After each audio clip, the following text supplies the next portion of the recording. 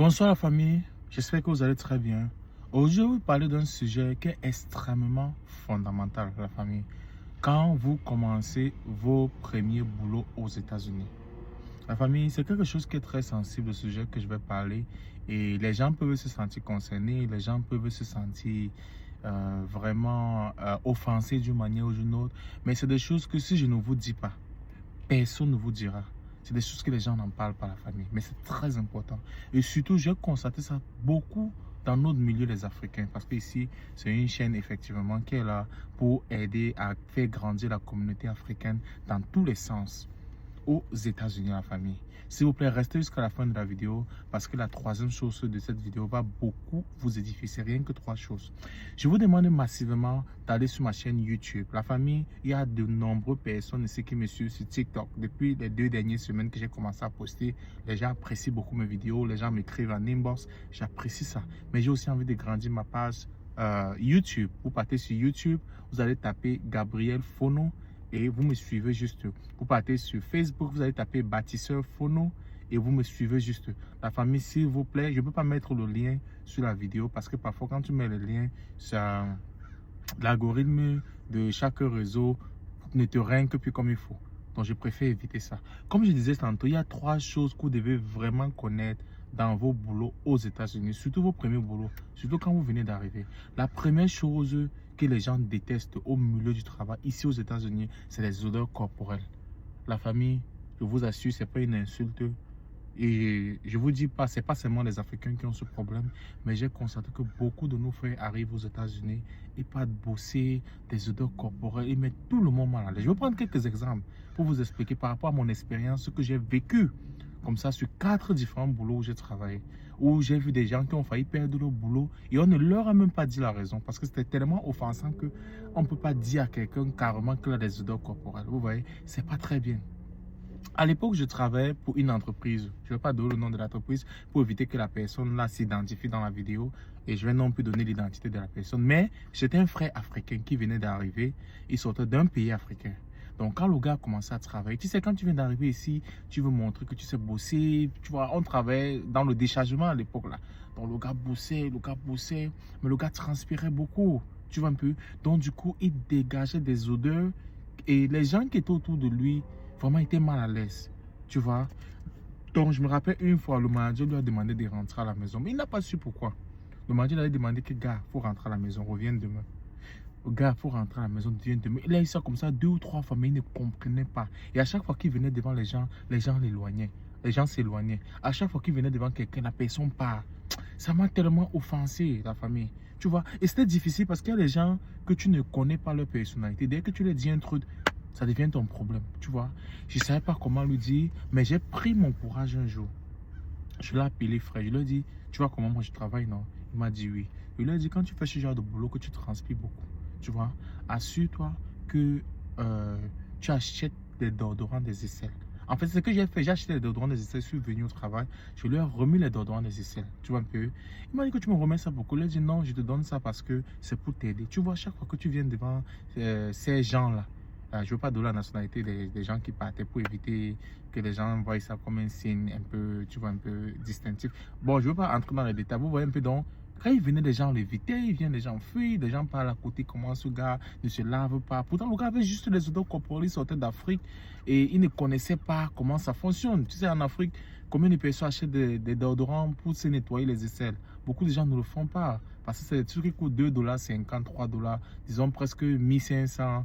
2000. Or, le niveau de vie en Afrique, tu sais, la majorité des gens ont un boulot de 50 000, 45 000, 60 000. Donc, quelqu'un ne peut pas retirer facilement 2000 pour acheter des déodorants de temps en temps, s'entretenir. Tu vois, c'est un peu difficile. Il y a une classe sociale qui le fait, généralement en Afrique. Tu vois un peu. Donc, quand tu viens aux États-Unis et que tu t'es pas habitué à cette route-là, parce que parfois, c'est un manque d'éducation juste. Tu vois. Donc, du coup, quand je suis arrivé, je vais revenir sur le sujet. Quand je suis arrivé, il lui a donné les déodorants des aisselles. Et je lui ai dit que, gars, comme tu vois, fais très attention. Ces gens te fuient chaque fois, c'est à cause des odeurs. C'est pour ça que quand tu viens, ils quittent à côté de toi. C'est pour ça que quand tu pars au bureau, les gens partent. C'est pour ça que le manager t'a demandé de rentrer 2 fois à la maison. C'était exactement pour ça. C'est pour ça que le jour où tu faisais le training, tu as retiré tes chaussures, les odeurs sortaient de tes chaussures. Tu vois un peu? Et du coup, C'est pour ça que tu as vu, la Human Resource était venue ce jour, elle t'a demandé de rentrer. Il fallait que je l'explique tout ça, même si je savais que ça devait l'offenser. Mais je n'avais pas le choix. Je ne voulais pas d'abord qu'il perde son boulot, il venait d'arriver. Et s'il devait être fâché contre moi, ça valait la peine, tu vois. Au moins, j'aurais essayé. Et quand je lui ai dit, le gars s'est senti vraiment touché. Il m'a dit que, ah, vraiment, merci. Il n'est pas sûr que c'était ça. Mais pourquoi ils ne m'ont pas dit? Je lui ai dit, les gens sont trop hypocrites en Amérique. Personne ne te dira quelque chose. Personne ne va te dire quelque chose. Je lui ai dit, quand tu vas au travail comme ça, tu as vu comment chaque 1h30, je pars aux toilettes, non? Il dit que quand je décharge le conteneur comme ça, après 1h30, peut-être à 1h15, tu vois les gens partir aux toilettes. Non, quand on part aux toilettes, on change de vêtements complètement. C'est-à-dire que tu retires ton slip, tu retires ton habit, tous les démembrés, les sous-vêtements que tu as mis, tout totalement. Tu te renettoies aux toilettes et tu mets les déodorants aux essais. C'est pour ça que quand tu vois, on sort, on est toujours fraîche. Il a dit, ah, il comprend pourquoi les gens sentent toujours bon à tout moment. Exactement. Et tu dois venir avec tes parfums, pas les parfums trop forts, parce que les parfums ici aux États-Unis sont fabriqués selon la température ambiante. Donc, tu ne vas pas venir avec des parfums trop forts comme en Afrique et tout, non. Parce que tu vas étouffer les gens. Les gens à côté, quand tu vas venir avec des parfums qui est trop fort, les gens ne vont pas aimer. Donc, c'est des petites choses comme ça que parfois tu es au milieu du travail. Tu vois un peu, tu ne connais pas, les gens te traitent différemment comme quelqu'un qui ne se nettoie pas, qui ne se lave pas. Tu vois, c'est pas bon à la famille. Et quand je lui ai parlé comme ça, vraiment, le gars m'a dit merci. Et à partir de ce jour, c'était fini. Le gars avait compris et on n'a pas eu de problème. Jusqu'à aujourd'hui, nous sommes des très bons amis. Et c'est aussi un gars vraiment que je félicite aujourd'hui parce que vraiment, c'est un gars maintenant qui travaille dans un domaine vraiment recruté. Et c'est un gars qui comprenait, qui a vraiment compris. Tu vois, quand quelqu'un est prêt à l'écoute, c'est vraiment important. Je préfère vous donner un conseil. Quand vous venez d'arriver, les gens vous donnent des conseils. Écoutez. Il y a des gens qui arrivent ici, ils font toujours comme s'ils connaissaient tout. Parce que tu étais avec quelqu'un en Afrique, le jour où tu viens ici, peut-être qu'en Afrique, tu le contrôles. Le jour que tu viens ici, tu vas lui donner conseil, il va toujours faire comme si non. Non, quand quelqu'un te parle, écoute. C'est très important. Ça, c'était la première chose. La deuxième chose que je vais vous dire au milieu du travail, que vous devez même pas faire, c'est de parler de votre vie privée. Faites très attention. Vous venez là, tu vas voir les frères, ils vont commencer à raconter leur vie privée. Je me rappelle d'une dame comme ça, quand on était au milieu du travail. Elle a raconté, elle a dit à peine 2 semaines qu'elle travaille avec nous. Parce qu'elle voyait que tout le monde sourit. Tu sais, aux États-Unis, tout le monde sourit. Parfois, tu entres dans une boutique ou un magasin, les gens sortent, ils smilent avec toi. Parce que c'est comme ça. Donc, ils sourient légèrement avec toi, ils continuent. Mais c'est comme ça que la vie est ici. Les gens sourient toujours, il y a pas, c'est toujours le rythme, mais c'est en fait l'hypocrisie. Donc, du coup, elle vient, elle commence à nous raconter toute sa vie privée. Oh, mon mari me tape, c'est moi qui l'ai fait venir aux États-Unis. Elle raconte la vie de ses enfants. Elle raconte comment elle se sent maltraitée dans son foyer. En fait, elle voulait la sympathie de quelqu'un.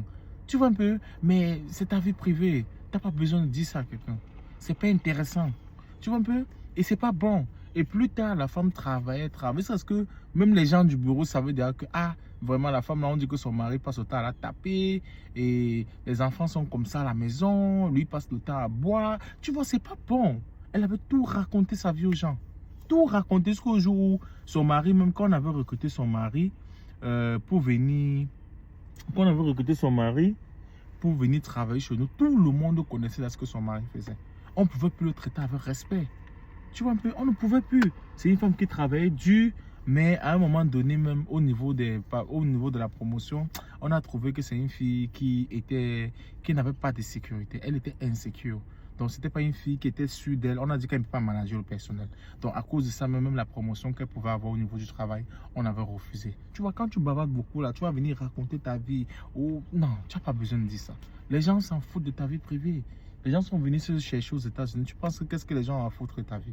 Les gens, honnêtement, tu vas dire que je vois quelqu'un, tu crois qu'il est avec toi, il n'est pas avec toi. Moi, je ne peux pas venir au travail, je viens raconter ma vie privée aux gens. Par rapport à quoi? Pourquoi? On se limite au travail. On se limite au travail. La troisième chose, c'est ce qu'on appelle les gens qui cherchent toujours des relations amoureuses au niveau du travail. Surtout les frères africains qui viennent d'arriver à l'étranger. Il y a beaucoup de choses que les gens ne comprennent pas. Ça, c'était un frère, bon, je ne vais pas donner sa nationalité, mais c'était un frère africain toujours. Je voulais même donner sa nationalité, mais je reviens, non. C'était un frère africain. Quand le gars arrivait au niveau de mon travail, on avait notre ressource humaine, c'était notre boulot. Hein. Donc, la ressource humaine était toujours en train de sourire avec lui. Il m'a fait comprendre que la ressource humaine l'aime, il est toujours en train de sourire. Non, c'est l'habitude aux États-Unis. Il ne faut pas faire ça. Donc, il a commencé à beaucoup sourire avec elle jusqu'à aller un jour au bureau là-bas. parler avec elle, dire vraiment qu'il va entretenir une relation. Vous comprenez un peu ce qu'il veut dire, non? Donc la dame lui a enregistré et tout. Et il a failli avoir des problèmes. Parce que l'affaire était remontée jusqu'au top manager. Et ils ont pris ça pour harassment. Le gars a failli faire la prison, les gars. Il a failli faire la prison. La femme dit qu'il était toujours en train de la harasser, il venait à son bureau à tout moment. Donc tu vois comment les gars arrivent en Afrique, ils pensent qu'on est en Afrique ici. Pourtant on est aux États-Unis. Donc les gars, faites très attention. C'est les 3 choses que je voulais partager avec vous aujourd'hui. Donc je vous demande massivement de partager cette vidéo. C'est des conseils comme ça que je vous donne pour vous orienter facilement aux États-Unis. C'est des petites choses comme ça qui vont vous faire aller très loin ici. Très loin. Les petites choses qu'il faut connaître. Savoir que les odeurs, les gens n'aiment pas. Savoir qu'on ne parle pas de sa vie privée au niveau du travail. Savoir que ce n'est pas tout sourire qui est bien. C'est très important. Gardez votre persévérance, la famille. S'il vous plaît, allez me suivre dans tous mes réseaux sociaux, sur YouTube. Vous allez taper Gabriel Fono sur Facebook, Bâtisseur Fono, effectivement sur TikTok aussi. Ciao.